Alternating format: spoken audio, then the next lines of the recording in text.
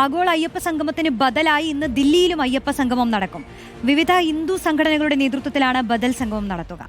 RK. പുരം അയ്യപ്പ ക്ഷേത്രത്തിൽ നടക്കുന്ന പരിപാടിയിൽ ജസ്റ്റിസ് ഇന്ദു മൽഹോത്ര അയ്യപ്പ ജ്യോതി തെളിയിക്കും. ദില്ലി മന്ത്രിമാരും എംപിമാരും സാമുദായിക നേതാക്കളും പരിപാടിയിൽ പങ്കെടുക്കും. സംഗമത്തിന് പൂർണ്ണ പിന്തുണയുമായി ദില്ലി NSS ഘടകവും ഉണ്ട്. ആദിൽ പാലോട് നൽകും വിശദാംശങ്ങൾ. Adil, good morning.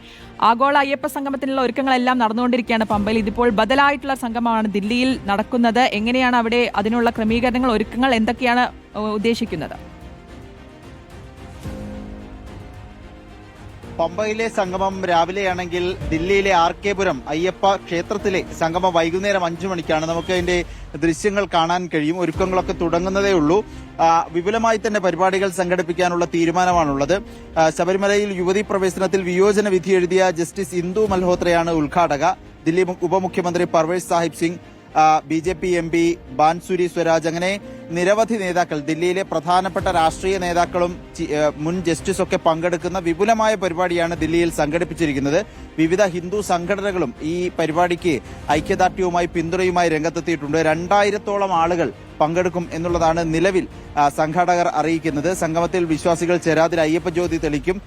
ഒപ്പം ആചാര സംരക്ഷണത്തിനായി നാമജപം നടത്തിയവർക്കെതിരെ എടുത്ത കേസുകൾ പിൻവലിക്കണം, ശബരിമലയെ ദേശീയ തീർത്ഥാടന കേന്ദ്രമായി പ്രഖ്യാപിക്കണം തുടങ്ങിയ നിരവധി ആവശ്യങ്ങൾ ഉന്നയിച്ച് ബദൽ സംഗമത്തിൽ പ്രമേയം പാസാക്കുമെന്ന വിവരം കൂടിയുണ്ട്. ഏതായാലും നമുക്ക് ദൃശ്യങ്ങൾ കാണാൻ കഴിയുന്നുണ്ട്. അയ്യപ്പ ഭക്ത സംഗമവും അയ്യപ്പ ജ്യോതിയും എന്ന പേരിലുള്ള ഫ്ലക്സ് ബോർഡുകൾ വെച്ചിരിക്കുന്നു. അയ്യപ്പന്റെ ചിത്രം ഒരു ഭാഗത്ത് വെച്ചിരിക്കുന്നു.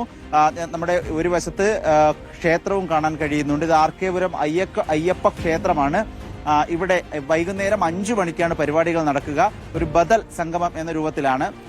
സർക്കാർ വാഗ്ദാനങ്ങളൊക്കെ നൽകുന്നുണ്ട്. പക്ഷേ കേസുകൾ പിൻവലിക്കുക എന്ന അടക്കമുള്ള ആവശ്യങ്ങളോട് അനുഭാവപൂർവ്വമായി പ്രതികരിക്കണം എന്നുള്ള ആവശ്യം കൂടി മുൻനിർത്തിക്കൊണ്ടുള്ള അയ്യപ്പ സംഗമാണ് വൈകുന്നേരം ആർ.കെ. പുരം, ദില്ലിയിലെ ആർ.കെ. പുരം അയ്യപ്പ ക്ഷേത്രത്തിൽ നടക്കുക. പ്രമുഖ വ്യക്തികളാണ് ഇവിടെ പങ്കെടുക്കുക. 2000-ഓളം പേർ വിശ്വാസികളായി എത്തും എന്നുള്ളതാണ് ഇപ്പോൾ സംഘാടകർ കണക്കുകൂട്ടുന്നത്.